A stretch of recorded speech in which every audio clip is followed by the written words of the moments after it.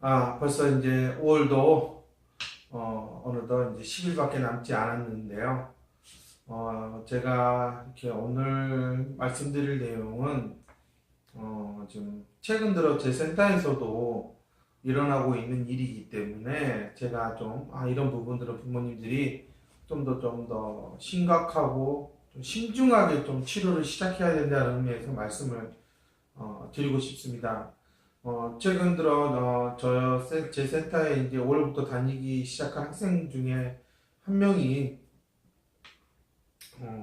최근 지능 검사를 해서 저한테 왔는데, 그 결과가 나왔는데 지금 쭉 지금 초등학교 2학년이기 때문에 아무래도 유치원 때 2년 전에 이제 검사를 했을 때는 그래도 한 70대에 가까운 점수가 지능 지수가 나왔었는데, 지금 저번 주에 한 결과에서는 지금 50대 후반으로 이렇게 지수가 지금 나오고 있어요. 이거는 이제 그동안 안타깝게도 초등학교 1학년 입학해서부터 전혀 지금 제대로 된 치료를 받지 못했기 때문에 이만큼 인지적인 기능들이 급격하게 떨어지고 있는 성향이 나타났다라는 것을 말해줍니다. 또한 저에게 많이 문의 오고 있는 지금 경계선급이라고 하는 아이들도 지금 보면 정말 제대로 된 치료를 받지 못했다 그러면 상당히 급격하게 떨어질 수 있는 부분이라는 것을 좀 생각을 해봐야 된다라는 겁니다. 저는 이제 이런 점에서 과연 많은 치료센터나 의사들이 운영하는 그러한 개인 어떤 그런 클리닉 같은 그런 곳에서 하는 그런 인지치료가 과연 이렇게 정말 걷잡을 수 없이 떨어지는 이 속도를 어떻게 좀 더 늦추면서 안정을 찾게 하느냐, 지금 그게 가장 급선무이거든요.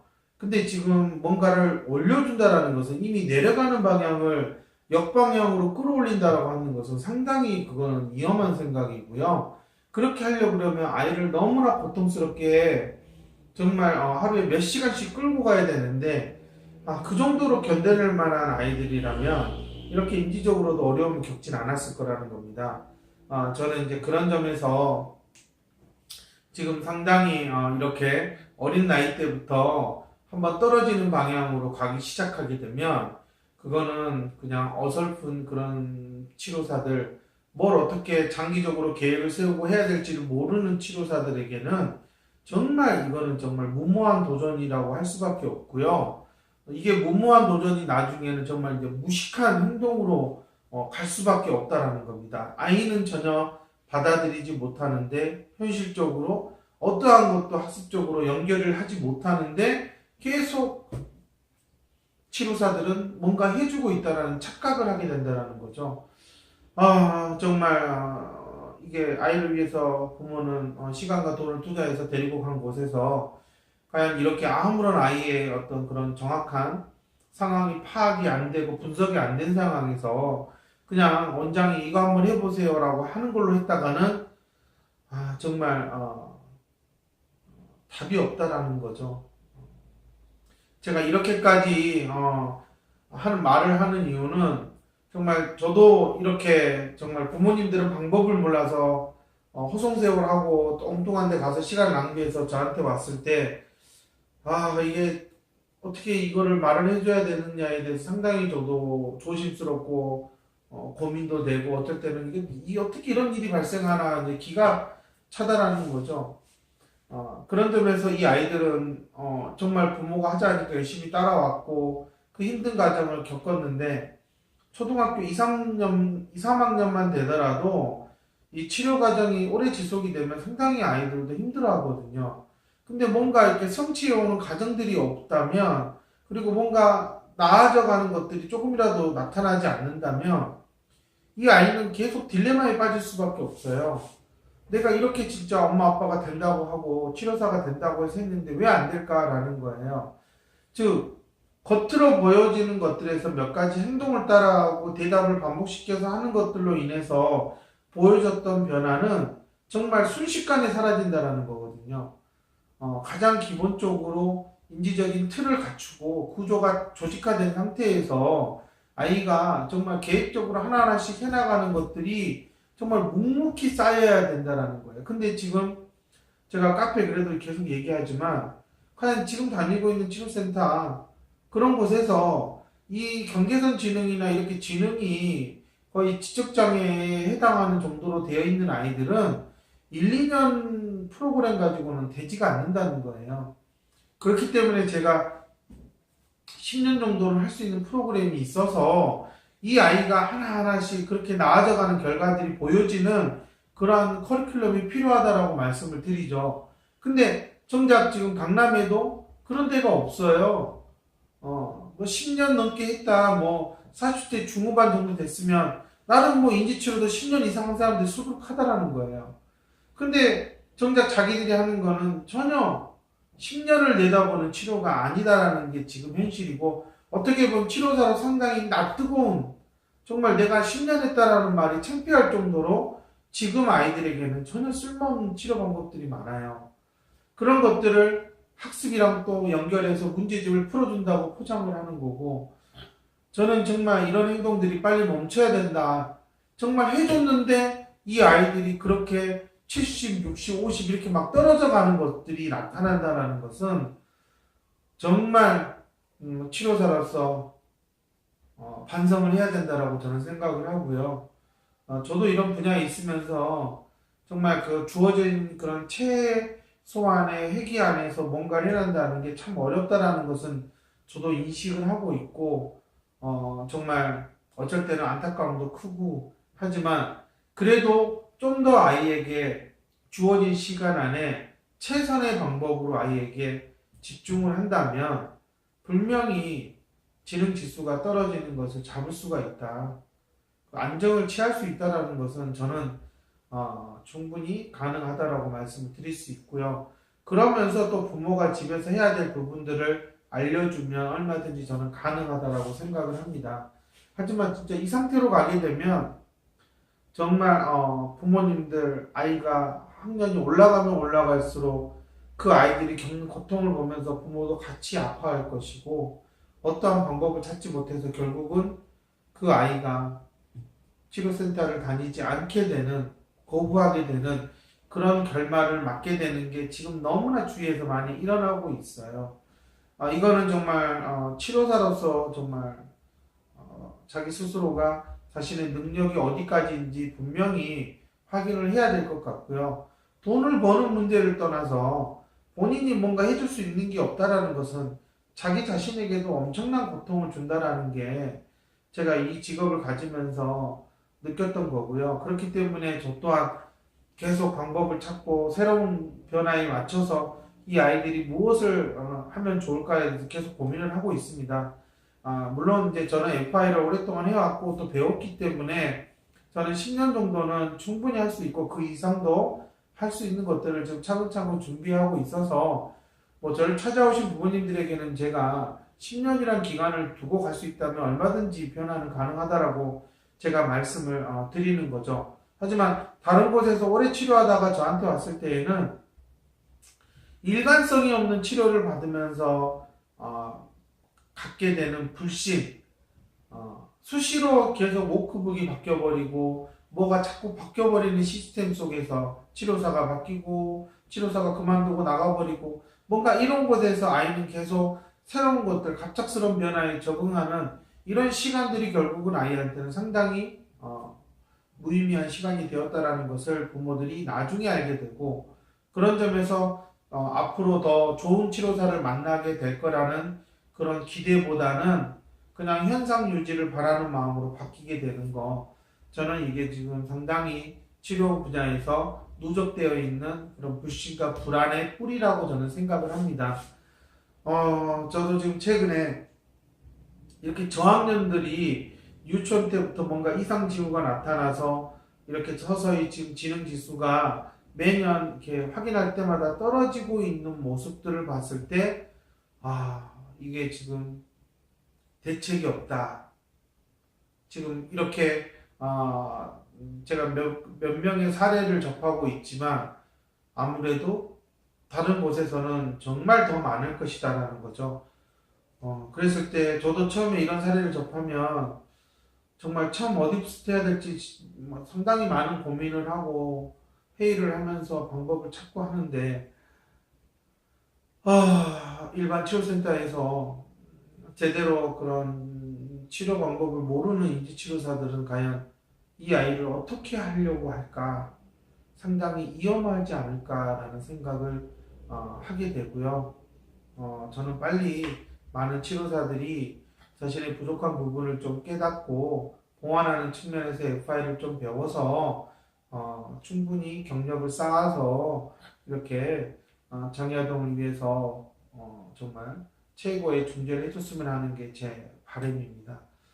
너무나 참 어린 아이일수록 더 변화의 가능성이 높고 충분히 시간적 여유가 있음에도 불구하고 그때를 놓쳐서 학년이 올라갈수록 정말 버거운 삶을 살게 되는 거, 이거는 분명히 어른들의 잘못이고 부모가 제대로 판단을 못했던 부분도 있고, 그건 아무래도 이제 치료사의 능력에 있어서 정확하게 검증을 하지 않은 건 부모의 책임인 거고요.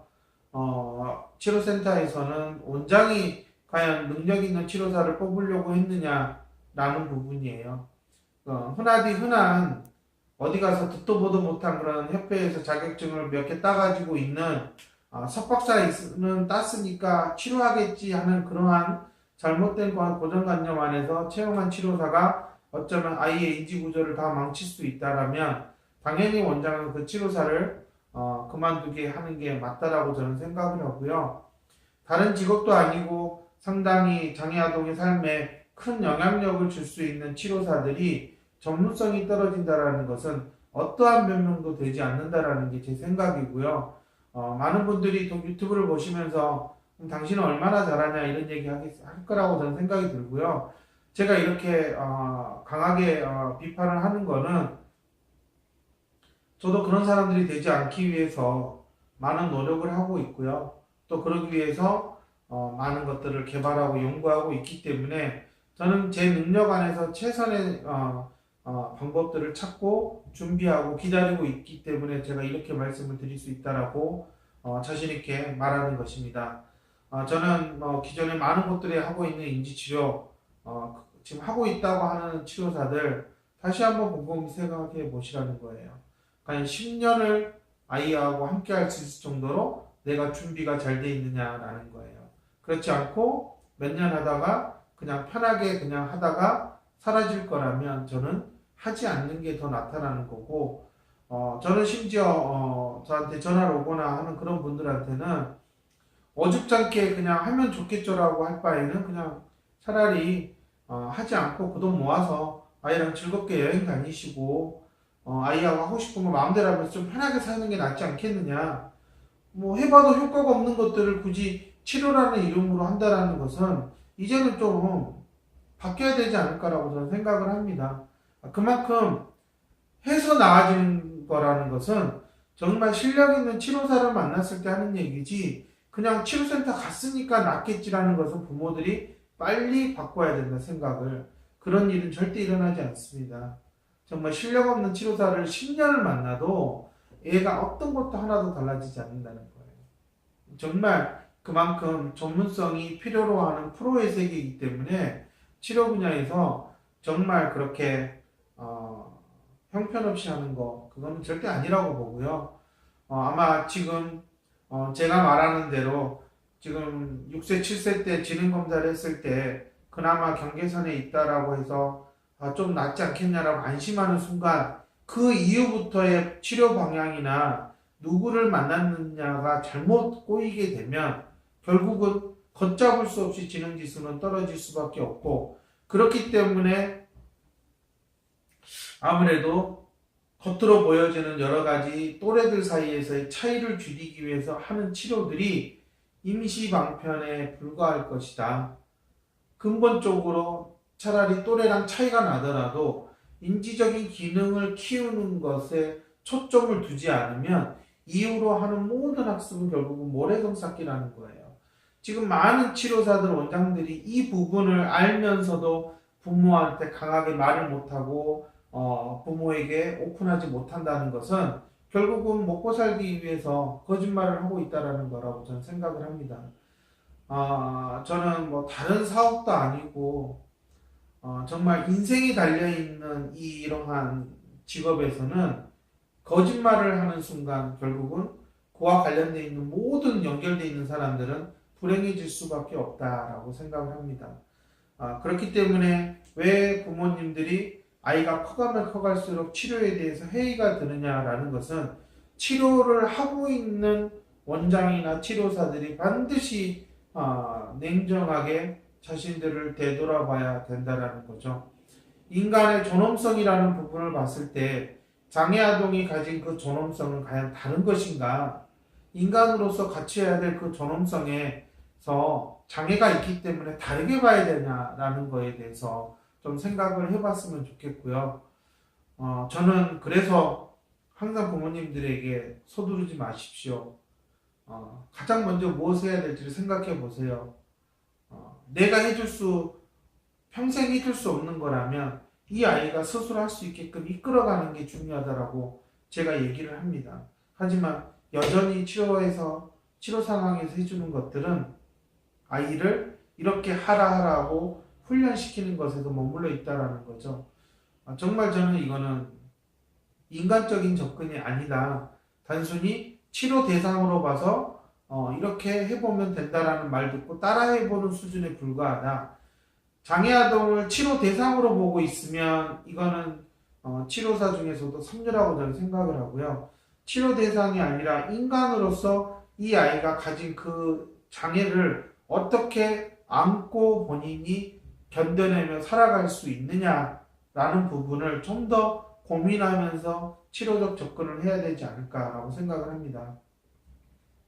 어떻게 보면 경계선 지능 아이들은 정말 좀 조기에 발견해서 중재를 받으면 상당히 많이 향상될 가능성이 높아요.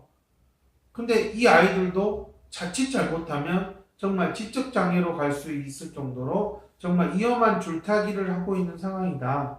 그럼 이 상황을 과연 누가 해결할 것이냐라는 거예요.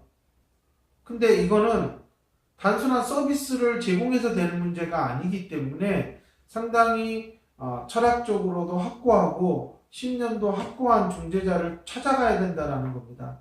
근데 안타깝게도 진단은 의사가 내리지만 치료는 의사가 하지 않아요. 의사가 고용한 치료사들이 하죠. 그러면 의사도 과연 치료사들을 제대로 검증해서 실력이 있고 어느 정도 확고한 신념이 있는지 확인해야 되는데 그런 데는 관심이 없다라는 거죠. 그냥 채용해서 일을 시켜본다라는 거예요. 치료사들도 뭐 유명한 의사들이 하는 곳에서 경력 쌓아서 결국은 뭐 편한 곳으로 가서 일을 하기 때문에 저는 이제 이렇게 서로가 제대로 의견이 교류가 안 되는 그런 치료 시스템이 결국은 장애아동 가정에게 큰 고통을 주고 있다라고 생각을 합니다. 정말 대책이 없이 난감한 상황들이 지금 계속 일어나고 있고 제가 예상한 대로 점점점 이런 문제들이 여기저기서 터져 나왔을 때 과연 그것들을 해결해 줄 만한 집단이 있느냐는 거예요. 치료 전문가들이 있냐 했을 때 전혀 없다라는 게 정말 비극이라는 거예요. 제가 그래서 저희 엘코어에서 배운 선생님들을 꾸준히 교육을 받아서 한 5년 정도 이렇게 경험을 쌓으면 5년 이후부터는 상당히 저희 엘코어에서 배운 선생님들이 자신이 사는 지역에서 좀 더 안정적으로 중재를 해주는 그러한 변화를 이끌어낼 수 있을 거라고 기대를 하고 있고 이제 교육을 하고 있습니다. 하지만 아직도 치료사들은 열악한 데서 적은 돈을 받고 일하기 때문에 과연 내가 이렇게 비싼 돈을 더 배워야 될까 그런 것들에 대한 결국 돈에 대한 문제에서 벗어나지 못하고 있다는 게 제가 봤을 때 참 안타깝고요. 왜 자신의 능력을 그러한 낮은 대우에서 머물러야 하는지에 대해서 제가 이렇게 얘기하지만 그걸 의식적으로 깨서 나오는 사람은 참 드문 것 같아요. 하지만 분명히 그런 틀에서 벗어나는 치료사는 5년 후에는 분명히 정말 상상할 수 없을 정도로 더 나은 대우를 받을 거라고 저는 생각을 합니다.